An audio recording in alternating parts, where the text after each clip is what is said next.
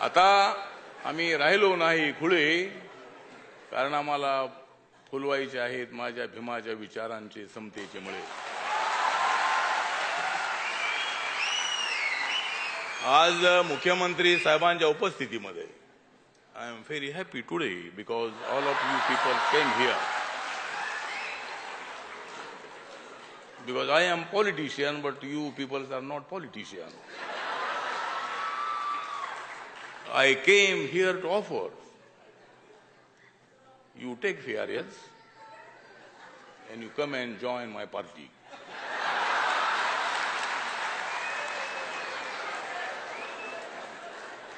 Because my mother was saying that you go and you accept any nokri, but I am not happy at that time.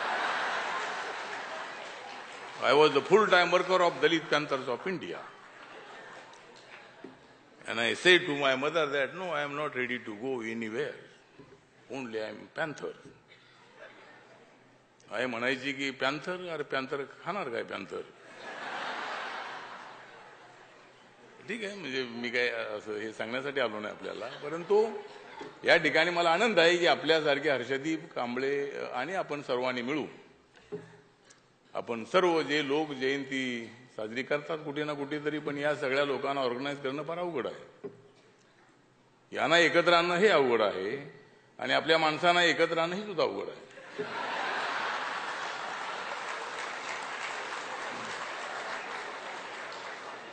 आपल्या माणसांना कधी कुठं जातील काय सांगता येत नाही.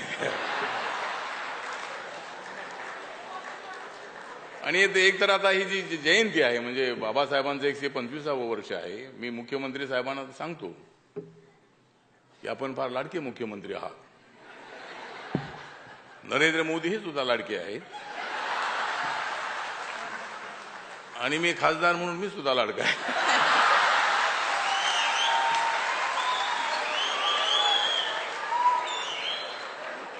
ठीक आहे, म्हणजे आरोप प्रत्यारोप होत असतात, एकमेकाच्या आरोपामध्ये आरोप करत असतात. खरा आरोप जेवढे आरोप करायचे तेवढे करा, आम्ही आहोत. आरोप होत असतात, परंतु नरेंद्र मोदी सांगतायत की भारताचं संविधान हाच माझा धर्मग्रंथ आहे.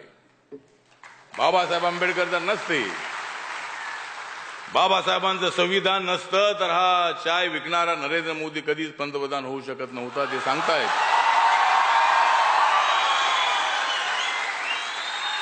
आणि काही लोक आरोप करतायत की हे भाजपचं सरकार हे संविधान बदलेल. अजिबात संविधान बदलणार नाही. जे संविधान बदलली त्यांना आम्ही बदलून टाकल्याशिवाय राहणार नाही.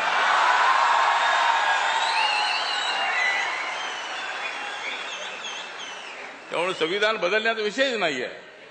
भाजपची भूमिका वेगळी असू शकेल, वैचारिक भूमिका वेगळी असू शकेल, पण नरेंद्र मोदींच्या सरकारची भूमिका, देवेंद्र फडणवीस यांच्या सरकारची भूमिका ही संविधानाचीच भूमिका असली पाहिजे. ती आहे. वाजवा टाळ्या वाजवा.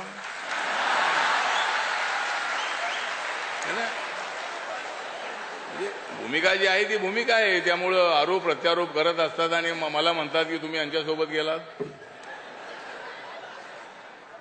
अरे राजकारणामध्ये कधी निर्णय घ्यायचा, कोणता निर्णय घ्यायचा या पट्ट्याला विचारा.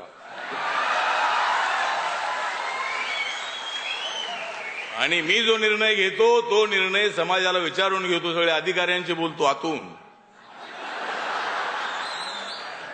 काय केलं पाहिजे, म्हणजे कुणाला पाठिंबा दिला पाहिजे.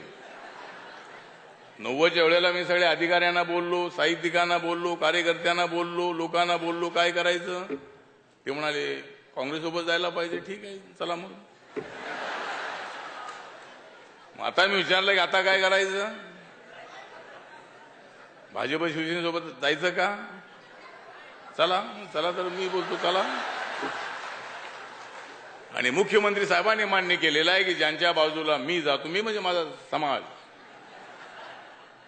आणि समाज जिकडे जातो तिकडे मी जातो, समाज जिकडे जात नाही तिकडे मी जात नाही. त्यामुळे मी जिकडे जातो तिकडे समाज जातो आणि समाज जिकडे जातो तिकडे मी जातो. त्यामुळं आमचा ज्यांना पाठिंबा असतो ते सत्तेवर येतात. तुमच्या बाजूला आम्ही आलो, आज आम्ही तुमच्या सोबत आहोत म्हणून तुम्ही सत्तेवर आहात. जर उद्या सुद्धा आम्ही राहणार आहोत, म्हणून या ठिकाणी मी आपला जास्त वेळ घेत नाही, मुख्यमंत्र्यांनाही बोलायचं आहे. त्यामुळं मी एवढं सांगतो की हे वर्ष म्हणजे इंटरकास्ट मॅरेज, मी आता माझी भारत भीम यात्रा सगळ्या देशात फिरत आहे आणि तिथं सोडून मी इथं आलोय. सोडून आलोय म्हणजे आपण येणार होतात, हर्षदीपने आग्रह केलेला होता आणि मी ही भूमिका मांडतोय आता की जर तुम्हाला समता आणायची असेल तर इंटरकास्ट मॅरेज केलं पाहिजे. आता मी इंटरकास्ट मॅरेज केलेलं आहे आणि यांनी इंटर कंट्री मॅरेज केलेलं आहे हर्षदीप कांबळे यांनी.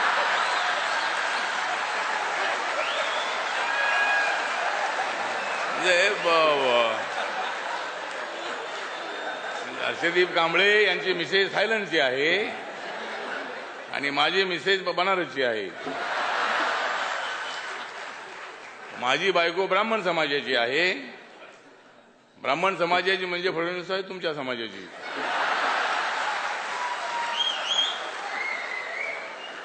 आणि माझी बायको तुमच्या समाजाची आणि मी आमच्या समाजाचा. ठीक आहे. तर म्हणून माझी मागणी अशी, आता मी अनेक राज्यालाही पत्र लिहिलेले आहेत आणि बडोले साहेब सुद्धा येत आहेत. त्यामुळे माझी मागणी अशी आहे की ज्या जिल्ह्यामध्ये जास्त इंटरकास्ट मॅरेज होती आकडे आपण काढायचे आणि त्या जिल्ह्याला 25 कोटीचे इनाम, म्हणजे असा एखादा कार्यक्रम जाहीर करा. ज्या जिल्ह्यामध्ये आपल्या राज्याच्या जास्त इंटरकास्ट मॅरेज होतील त्या जिल्ह्याला 25 कोटीचे इनाम. जे पोरग पोरगी लग्न करेल त्यांना 5 लाखाचं आर्थिक मदत आणि दोघांना एकाला सरकारी नोकरी, दोघं म्हणजे असा एखादी स्कीम अनाऊन्स करा. आणि जर सरकारी नोकरी मिळाली आणि त्याने जर डायव्हर्स घेतला तर नोकरीला सुद्धा डायव्हर्स. नाही ना, म्हणजे अशी एखादी स्कीम जाहीर करा आपण. बडोले साहेब, मुख्यमंत्री साहेब पण इथं आहेत. असे काही जर आपण हे अनाऊन्स केलं म्हणजे इंटरकास्ट मॅरेजसाठी आपला सरकारचा प्रोग्राम आहेच आहे, तर असा एक आपण प्रयत्न करा. आणि आंध्रामध्ये कर्नाटकमध्ये आपला कायदा आहे, म्हणजे आपलं जे बजेट आहे ते बजेट लॅप्स होऊ नये. यावर्षी बजेट राहिलं तरी पुढच्या वर्षी ते वापरता आलं पाहिजे. यासाठी कर्नाटक आंध्रामध्ये कायदा आहे अशा पद्धतीचा कायदा करा. आणि आमच्या बौद्ध समाजाला सवलती मिळालेल्या आहेत, पण रेकॉर्डला बौद्ध लिहिलं की आम्ही बाहेर. म्हणजे आता परिस्थिती अशी आहे की म्हणून आपल्याला एकदा भेटलोय आम्ही आपण, आणि मी दिल्लीमध्ये आहे. मी मोदी साहेबांना सांगणार आहे की लवकरात लवकर करा हे, नाहीतर आमचा समाज फार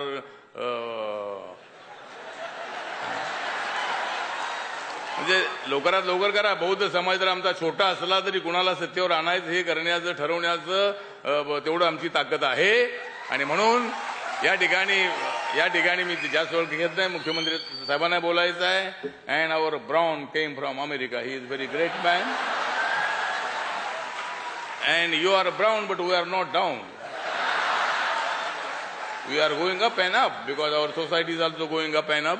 Our many students are also becoming the IPS, IES and professor and wakil.